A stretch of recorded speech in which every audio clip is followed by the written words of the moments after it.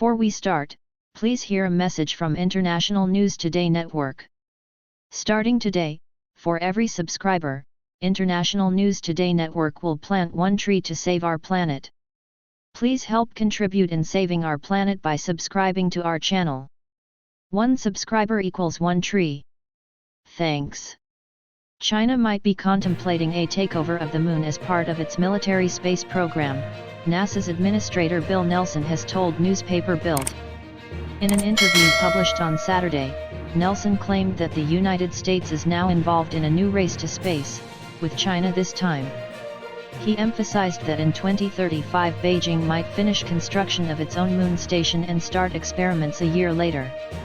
79-year-old Nelson claimed that we must be very concerned about China landing on the moon and saying that it now belongs to the People's Republic and everyone else should stay out.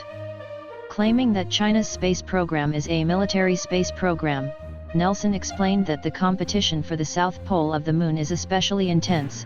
Potential water deposits there could be used in the future for rocket fuel production. When asked by Bild what military purposes could China be pursuing in space, Nelson claimed that Chinese astronauts are busy learning how to destroy other countries' satellites.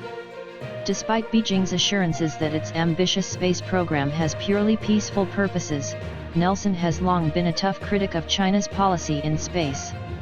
In April he accused Chinese officials of refusing to work with the US on its operations and of concealing important data. Earlier, however, he acknowledged that NASA abides by a 2011 law that prohibits the agency from engaging in direct collaboration with the Chinese government or any China-affiliated organizations without explicit approval from Congress and federal law enforcement authorities. Chinese officials have pointed to that ban, called the Wolf Amendment, as unfortunate and an impediment to direct cooperation with NASA. Recent sanctions imposed by the West on Moscow over its military offensive in Ukraine prompted Russia to seek even deeper cooperation with China in space.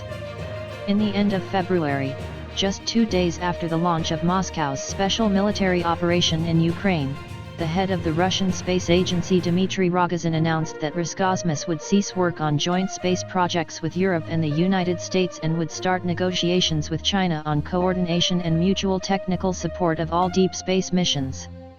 Meanwhile, in January this year, NASA's Office of Inspector General warned that the size of the agency's astronaut corps might be too small to meet its future needs.